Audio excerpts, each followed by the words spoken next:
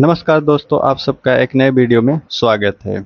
चलिए आज के हम नए प्रश्नों के साथ शुरू करते हैं वीडियो। आज का हमारा पहला प्रश्न है, रिक्शा शब्द किस भाषा का है? अंग्रेजी का है, उर्दू का है, तुर्की का है या जापानी का है? तो रिक्शा किस भाषा का शब्द है? यह जापानी का है। किसका है यह? जापानी का। अगला प्रश्न देखते हैं हम लोग। हमारा अगला प्रश्न है, हिंदी आलोचना में जाति शब्द का किसका जाति शब्द का राष्ट्रीय अर्थ में सर्वप्रथम प्रयोग किसने किया था? भारतेंदु हरिश्चंद्र ने किया था, महावीर प्रसाद द्विवेदी ने किया था या रामविलास शर्मा ने किया था, आचार्य रामचंद्र शुक्ल ने किया था? तो आप सबको पता है, हिंदी आलोचना में जाति शब्द का जो सबसे पहले प्रयोग किए थे वो कौन किए थे? महावीर प्रसाद द्विवेदी ने किया था। अगला प्रश्न देखेंगे, आचार्य शुक्ल का निबंध संग्रह चिंतामणि सर्वप्रथम किस नाम से प्रकाशित हुआ? विचार कौस्तुभ नाम से, विचार मणि नाम से, विचार जैन नाम से या विचार विथि नाम से? तो आचार्य रामचंद्र शुक्ल का जो निबंध है चिंतामणि वह सर्वप्रथम किस नाम से प्रकाशित हुआ था? वह विचार विथि नाम से सबसे पहले प्रकाशित हुआ था। अगला प्रश्न हम लोग देखेंगे। हमारा अगला प्रश्न है, विश्वनाथ के अतिरिक्त किस आचार्य ने साहित्य शब्द को अपने ग्रंथ नाम में प्रयुक्त किया है? अपने किस ग्रंथ में इन्होंने साहित्य शब्द का प्रयोग किया है?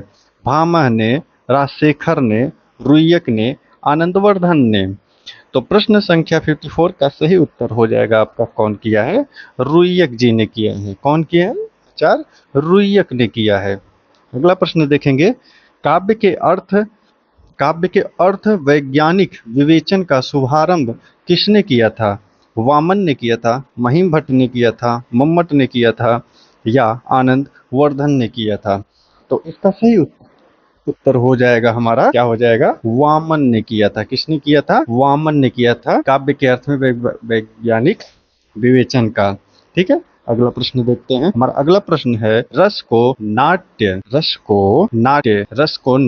तक सीमित रखने का सर्वप्रथम विरोध किसने किया? भामह ने किया, रुद्रक ने किया, आनंदवर्धन ने किया, अभिनव गुप्त ने किया?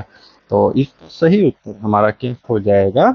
इसका सही उत्तर हो जाएगा अभिनव गुप्त ने किया था। कौन किए थे? अभिनव गुप्त ने किया था। रस को नाटक सीमित रखने के लिए जो बात हुई थी कि नाट्य तक ही सीमित रखने की बात जो रस के लिए हुआ था, वो किसने इसका विरोध किया था?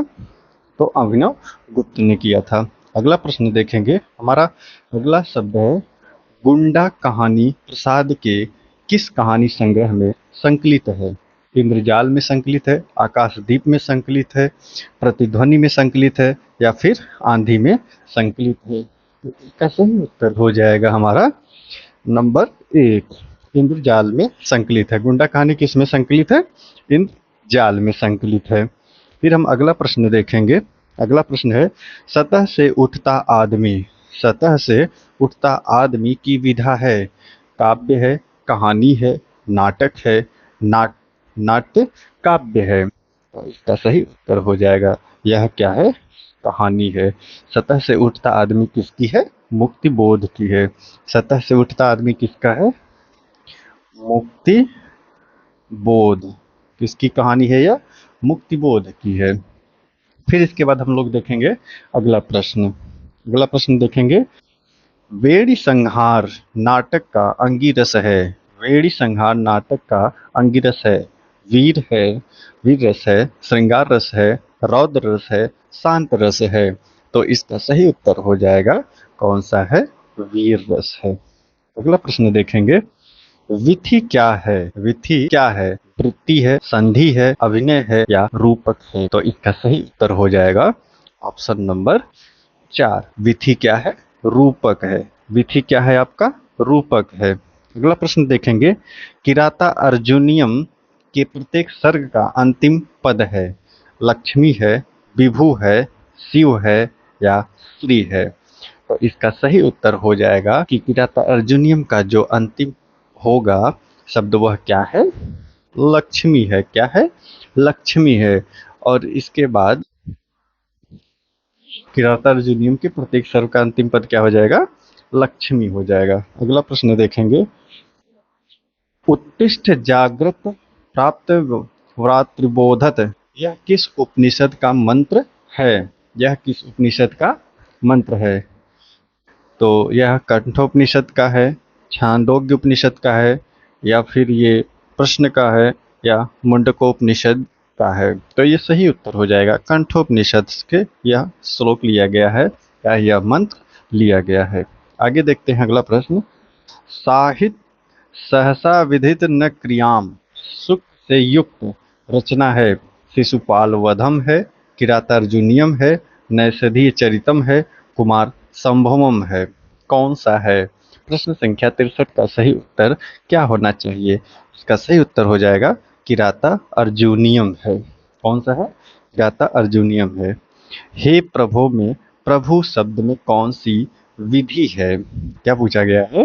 हे प्रभु में हे प्रभु में प्रभु शब्द में कौन सी विधि है? वृद्धि है, दीर्घ है, गुण है, या संप्रसारण है? तो इसमें जो वृद्धि होगी वह क्या हो जाएगा? संप्रसारण होगा। अगला प्रश्न हम देखेंगे। हमारा अगला प्रश्न है, अनुज्झित धवलतापि सरागेव भवति यूनाः दृष्टियः, यह सुख किस ग्रंथ से संबंध रखती है? नीति शतकम से, उत्तर रामचरितम से, कादम्बरी शुक्नोपदेश से, स्वप्न वासव दत्तम से। तो इसका सही उत्तर हो जाएगा हमारा कादम्बरी शुक्ना सुपदेश से। अगला प्रश्न देखेंगे। वेत्सी आख्यात वेत्सी आख्यात पद में कौन सा लकार है? कौन सा लकार है? लट लकार है, लोट लकार है, लुट लकार है, या लंग लकार है? तो इसमें कौन सा लकार है हमको यही बताना है। तो इसका सही उत्तर हो जाएगा लट लकार है। कौन सा लकार है? लट लकार है। अगला प्रश्न देखते हैं। निम्नलिखित शब्द में नय नय तत्पुरुष समास कौन है? रोग मुक्त है, राजपुरुष है, अभाव है, पुत्र हितम है। इसका सही उत्तर हो जाएगा अभाव है। क्या है? अभाव है। नय तत्पुरुष समास कौन है? अभाव है। रोग मुक्त है। रोग मुक्त में अगर बात की जाए तो इसमें कौन सा हमारा समास होगा? तो रोग मुक्त में आपका हो जाएगा अपादान तत्पुरुष। कौन सा हो जाएगा? अपादान तत्पुरुष। इसमें हो जाएगा आपका अपादान तत्पुरुष। राजपुरुष में क्या हो जाएगा? संबंध तत्पुरुष। क्या हो जाएगा? संबंध संबंध तत्पुरुष। कौन सा हो जाएगा? संबंध तत्पुरुष हो जाएगा आपका। इसमें कौन सा हो जाएगा हमारा? संबंध तत्पुरुष हो जाएगा। इसके बाद हम आपका देखेंगे पुत्रहीनम। पुत्रहितम में कौन सा संप्रदान होगा? तो इसमें हो जाएगा तत्पुरुष समास। कौन सा हो जाएगा? तत्पुरुष समास। तत्पुरुष तत्पुरुष समास। और जो हमारा इधर हुआ है ये सब, इसको हम देखते हैं, ये नहीं रहा। चलिए अगला प्रश्न की तरफ बढ़ते हैं हम लोग। अगला प्रश्न है हमारा, सही जोड़ी कौन है? सही जोड़ी हमको बताना है। इस प्रश्न का सही जोड़ी कौन सा है? रमायाम रमायाम प्रथमा बहुवचन, गौर्या में पंचमी एकवचन, वारणी में द्वितीय द्विवचन, गांव में षष्ठी एक वचन होगा। इसका सही उत्तर हो जाएगा हमारा ऑप्शन नंबर 2। यह हमारा क्या हो जाएगा? सही हो जाएगा। गौर्या में कौन सा है? पंचमी एक वचन है। अगला प्रश्न देखते हैं। दुह धातु के लट लकार मध्यम पुरुष एक वचन का रूप है। धोक्षी है, दो ही है, दुग्धशी है, दुहशी है। इसका सही उत्तर हो जाएगा हमारा ऑप्शन नंबर 1, दोक्षी हो जाएगा। अगला प्रश्न हम देखेंगे। निम्नलिखित वाक्यों में शुद्ध है।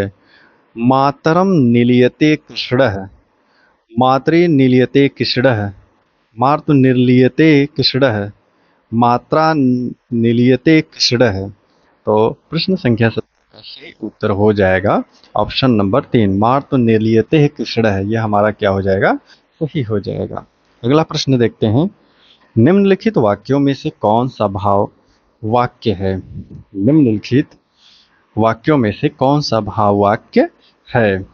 सह गृहं गतवान, तेन गृहं गतम, सह गृह अगच्छत, तेन गृहं गतानि। इसका सही उत्तर हो जाएगा सह गृहं गतवान। भाव वाक्य कौन सा हो जाएगा? सह गृहं गतवान। अगला प्रश्न देखते हैं। वर्ण छंदों में किसका विचार होता है? वर्ण का होता है, मात्रा और वर्ण का होता है, मात्रा का होता है, वर्ण की गुरुता का होता है। तो प्रश्न संख्या 72 का सही उत्तर हो जाएगा प्रश्न संख्या 1, क्योंकि हम वार्णिक छंद जो होता है हमारा, वार्णिक वार्णिक छंद में हम किसकी गणना करते हैं? वर्णों की करते हैं। और हमारा जो मात्रिक छंद होता है, मात्रिक छंद में हम क्या करते हैं? मात्राओं की गणना करते हैं। किसकी गणना करते हैं? मात्राओं की गणना करते हैं। अगला प्रश्न देखते हैं। कामार्ता ही प्रकृत कृपणा वश्चेतना चेतने नुसु, यह पंक्ति किस ग्रंथ से है? नीति शतकम से है, श्रृंगार शतकम से है, मेघदूतम से है, या रघुवंशम से है? तो इसका सही उत्तर हो जाएगा मेघदूतम से है। अगला प्रश्न देखते हैं। बाण का पर्याय है। किसका? बाण का पर्याय है, अर्ची है, उर्वी है, आशुग है। प्रश्न संख्या 74 का सही उत्तर हो जाएगा आशुग है। बाण का पर्याय क्या है? आशुग है। अगला प्रश्न देखेंगे। निम्नलिखित में से कौन व्याकरण ग्रंथ के रूप में प्रतिष्ठित है? राउल वेल है, उक्त व्यक्ति प्रकरण है, वर्ण रत्नाकर है, कुवलय माला है। तो इसका सही उत्तर हो जाएगा जो व्याकरण ग्रंथ के रूप में है वह कौन सा है? उक्त व्यक्ति प्रकरण है। अगला प्रश्न देखते हैं।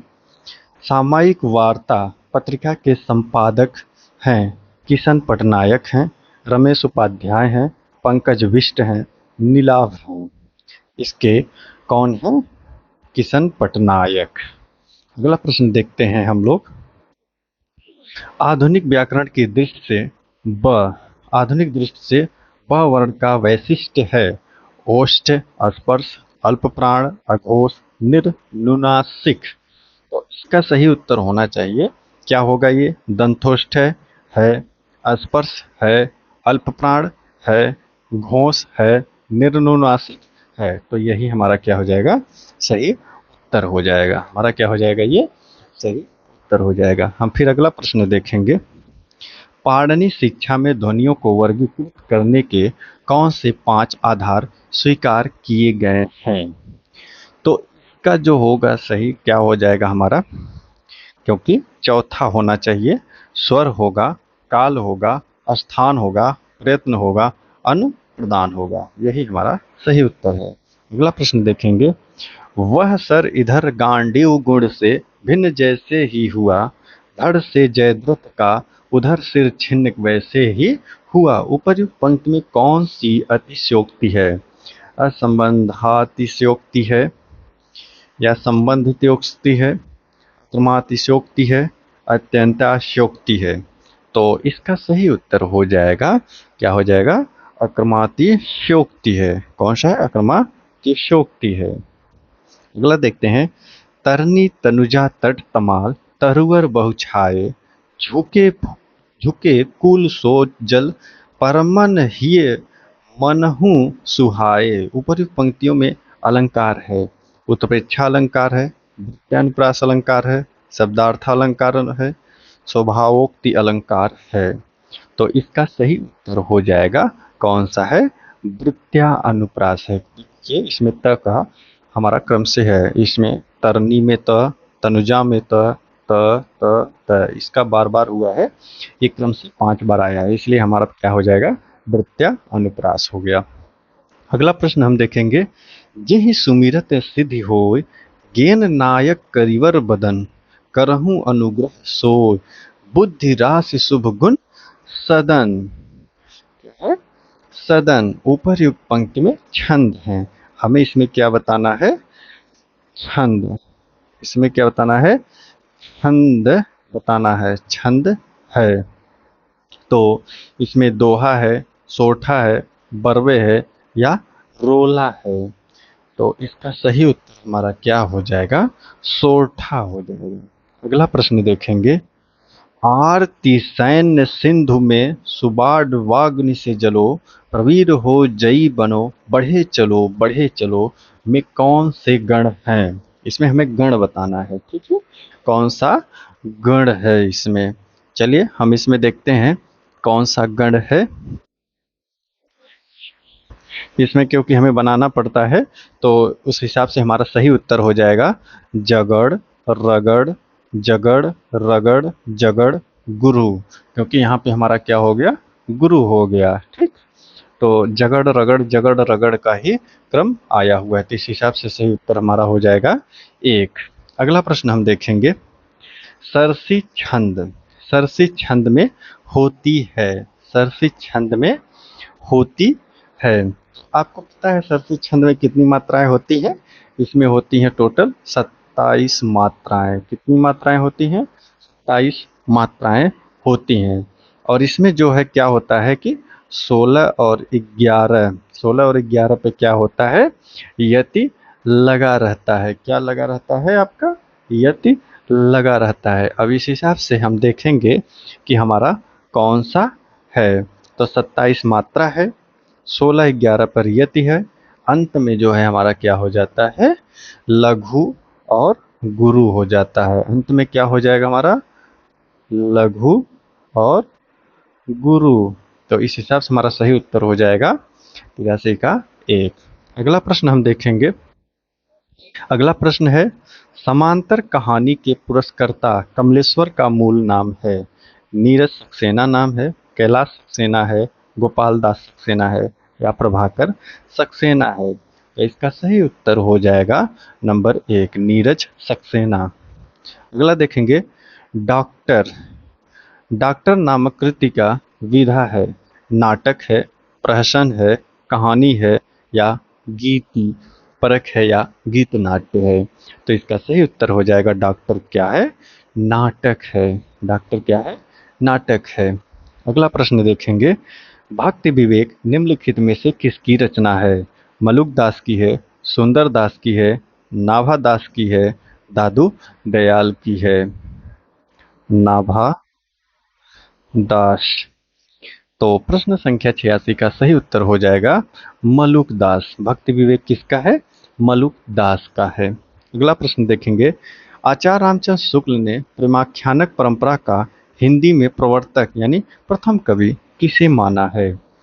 कुतुबन को माना है, ईश्वरदास को माना है, मुल्ला दाऊद को माना है या साहित्य को माना है? तो प्रश्न संख्या 57 का सही आंसर हो जाएगा कुतुबन को मानिए। किसको माना गया है? कुतुबन को। कुतुबन की रचना क्या है? मृगावती, मृगावती है, ठीक है। मृगावती को इन्होंने क्या माना हुआ है? प्रथम रचना माने है। और प्रथम कवि किसको माना गया है? कुतुबन को, आचार्य शुक्ल के अनुसार। कबीर की बाणी का संग्रह बीजक कहलाता है। इसके कितने भाग हैं? 2 भाग हैं, 3 भाग हैं, 4 भाग हैं या फिर 5 भाग हैं? आप लोग जानते हैं बीजक के कितने भाग हैं? 3 भाग हैं। और तीनों भाग का हमारा नाम क्या है? नंबर 1 है रामायणी, नंबर 2 क्या है हमारा? सबद, नंबर 2 है सबद और नंबर 3 क्या है हमारा? साखी। नंबर 3 क्या है हमारा? साखी। आगे देखते हैं अगला प्रश्न क्या है हमारा। पद्मावत में पद्मनी प्रतीक है? पद्मावत में पद्मनी प्रतीक है? साधक का, शैतान का, परम सत्ता की या प्रकृति की? तो इसमें सही उत्तर हो जाएगा परम सत्ता की। अगला प्रश्न हम देखेंगे। बंगदूत नामक पत्र हिंदी में किसके द्वारा निकाला गया? बंगदूत जो पत्र है यह किसके द्वारा निकाला गया? आचार्य हजारी प्रसाद द्विवेदी के द्वारा, राजा राम मोहन राय के द्वारा, ईश्वर चंद्र विद्यासागर के द्वारा या पंडित जुगल किशोर के द्वारा? तो इसका सही उत्तर हो जाएगा हमारा ऑप्शन नंबर 2। किसके द्वारा निकाला गया? राजा राम मोहन राय के द्वारा। अगला प्रश्न देखेंगे। हिंदी प्रदीप नामक पत्र निम्न में से किसके द्वारा निकाला गया? प्रताप नारायण मिश्र के द्वारा, बालकृष्ण भट्ट के द्वारा, ठाकुर जगमोहन सिंह के द्वारा, इनमें से कोई नहीं? प्रश्न संख्या 91 का सही उत्तर हो जाएगा हमारा बालकृष्ण भट्ट के द्वारा निकाला गया। अगला प्रश्न हम देखेंगे, पंडित किशोरीलाल गोस्वामी का उपन्यास निम्नलिखित में से कौन नहीं है? तरुण तपस्विनी नहीं है, रजिया बेगम या रंगमहल में हलाहल नहीं है, राजकुमारी नहीं है, या फिर भोजपुर का ठग नहीं है। तो इसका सही उत्तर हो जाएगा भोजपुर का ठग जो है इनका क्या कह गए, पंडित किशोरीलाल गोस्वामी उपन्यास नहीं है। तो यह भोजपुर का ठग जो है किशोरीलाल गोस्वामी का नहीं है। यह किसका है भोजपुर का ठग? यह है आप गोपाल राम गहमरी का। किसका है? गोपाल राम गहमरी। किसका है? गोपाल राम गहमरी का है।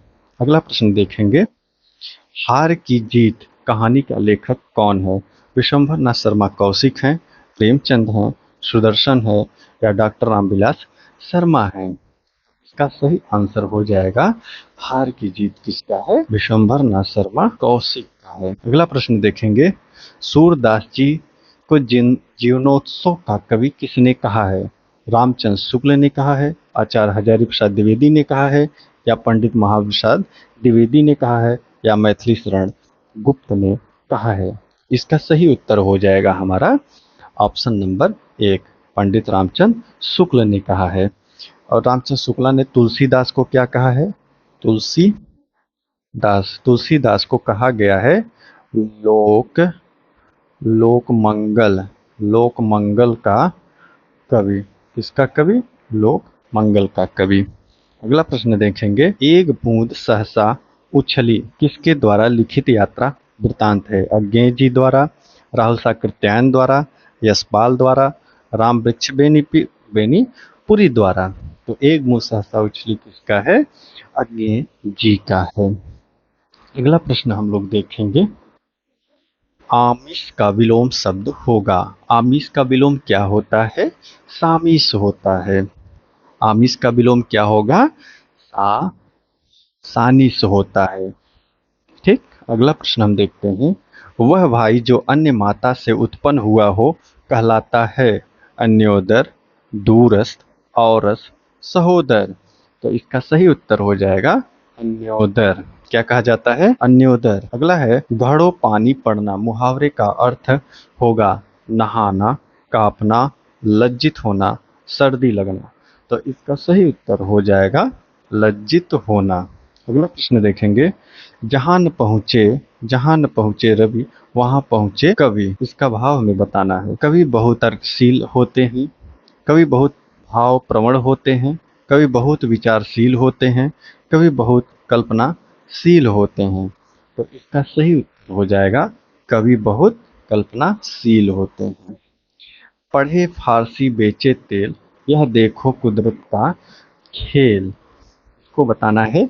इसका भाव क्या होगा?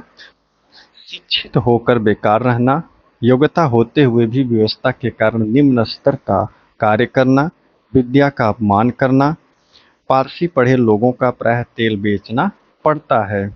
तो इसका जो सही उत्तर हो जाएगा क्या हो जाएगा? ऑप्शन नंबर 2, योग्यता होते हुए भी व्यवस्था के कारण निम्न स्तर का कार्य करना। ये रहा हमारा आज का प्रश्न। तो ये रहे सारे प्रश्न कंप्लीट हुए। आगे हम लोग क्या प्रयास करेंगे उसको हम नए वीडियो में बताएंगे। इसी के साथ हम जब नए वीडियो में आएंगे कुछ नए प्रश्नों के साथ आएंगे, और आप लोगों को जो भी ज़रूरत हो, जिस तरह की प्रश्नोत्तरी आपको चाहिए होगा, आप कमेंट बॉक्स में बताइए। मैं उससे संबंधित प्रश्न जुटाऊंगा और आपको बताऊंगा। या आपको लगता है कि आपको कोई विशेष टॉपिक पढ़ना है, या कोई विशेष कवि पढ़ना है, या कहानी, उपन्यास, नाटक, जो भी आपको लगता है कि हमको ये पढ़ना है या इसको कवर करना है, या किसी परीक्षा से संबंधित कोई सिलेबस कवर करना है, तो आप कमेंट में ज़रूर बताइए। हम उसके अनुरूप आपको उस चीज़ को प्रोवाइड करेंगे अपने वीडियो के माध्यम से, बिल्कुल फ्री। फिर मिलते हैं हम लोग किसी नए वीडियो में। तब तक के लिए नमस्कार।